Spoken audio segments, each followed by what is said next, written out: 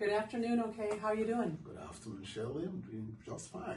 Great. It is wonderful to have an opportunity to have a little conversation with you about Nigeria and the things that are happening with our families.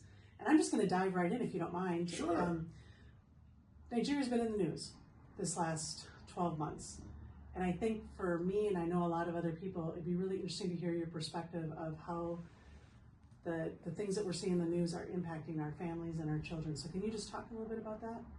Yeah, if anybody who's been watching the news coming out from Nigeria, out of Nigeria, would have heard about the Christian genocide, how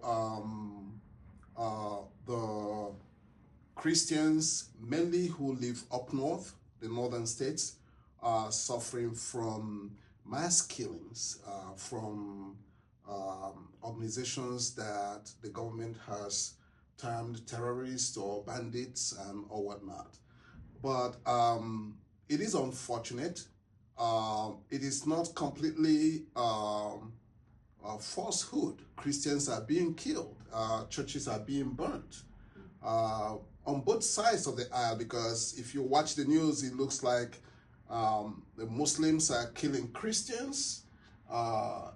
Yes, that is true, because the truth of the matter is that 80%, more than 80%, majority of the people who are doing these killings are of the Islamic religion. And so that just puts a stigma on even the good Muslims who are not part of this terrorism. And so there's that animosity there. There has been intervention from the United States.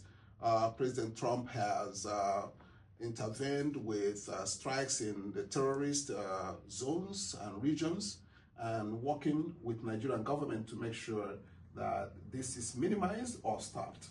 So that makes me think about the impact for our families and our children. So how are they feeling about what's happening, and is it close to where they are?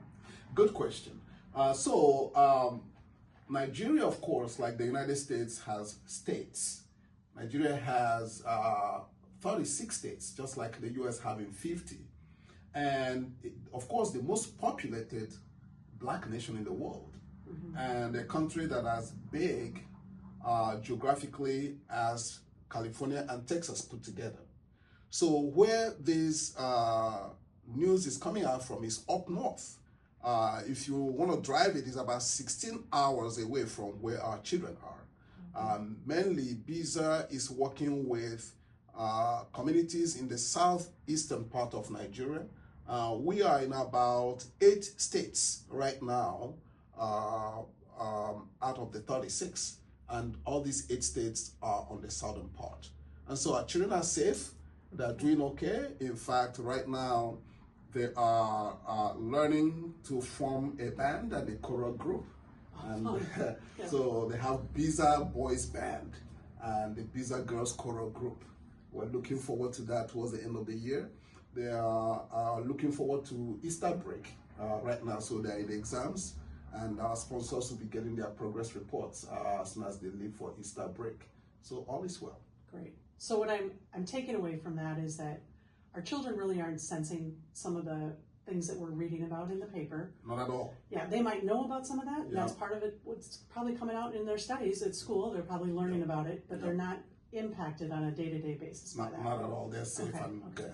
That's good to know. Yeah. And they need to know that something is going Absolutely. on, because they are the future leaders, but they're not directly impacted by what's going on. So you talked a little bit about some of the highlights, about some of the boys band and the girls choir group coming on. And I think we have how many graduates this year? Oh, that's the exciting part of this. We have 19 graduates coming out this year from our vocational school, and then prior to that, we've had about 40 graduates who are gainfully employed. Which is amazing. So talk about breaking the cycle of generational poverty. Nigeria is feeling the impact of this wonderful work that BIZAA is doing. By the end of this spring, we would have had 59 graduates from our vocational school who will be gainfully employed. 2 of them are going through interviews this coming week to be employed. So the placement is working. The intervention that they support, our supporters and sponsors are giving us for moving these children from the street to the classroom has had a lot of impact in over 8 states in Nigeria and over 40 million people out of the 200 million people in Nigeria. So I'm just going to touch on a point that you just brought up about this generational poverty. I think that there could be many people watching that are just wondering, why are families not sending their kids to school? Because school, like here, there is a free school right there. There's a public school. Mm-hmm. Our kids are in a private school. Mm-hmm. But why do we not see our families sending their kids to public school?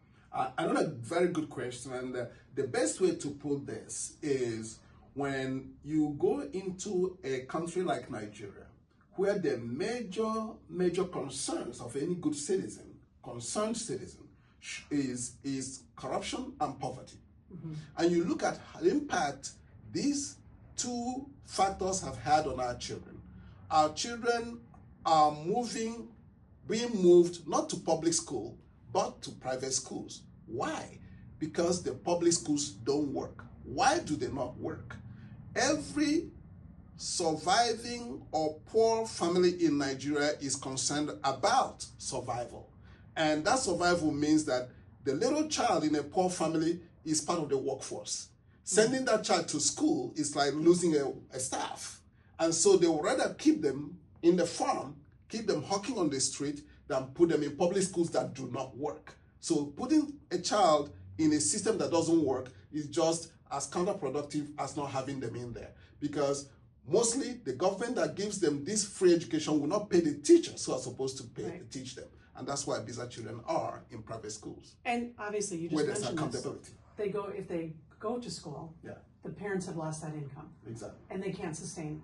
They can't live. They're only surviving right now day to day by the fact that their children are working. Yes. So the intervention that BIZAA is doing is really helping support that family financially and putting that child in a public school. Exactly, and that's why we have the little micro loan in addition to what it costs to put a child in school every year. A portion of that goes to sustain the family for the income they've lost by putting their child in school. So it's a win-win situation. Absolutely.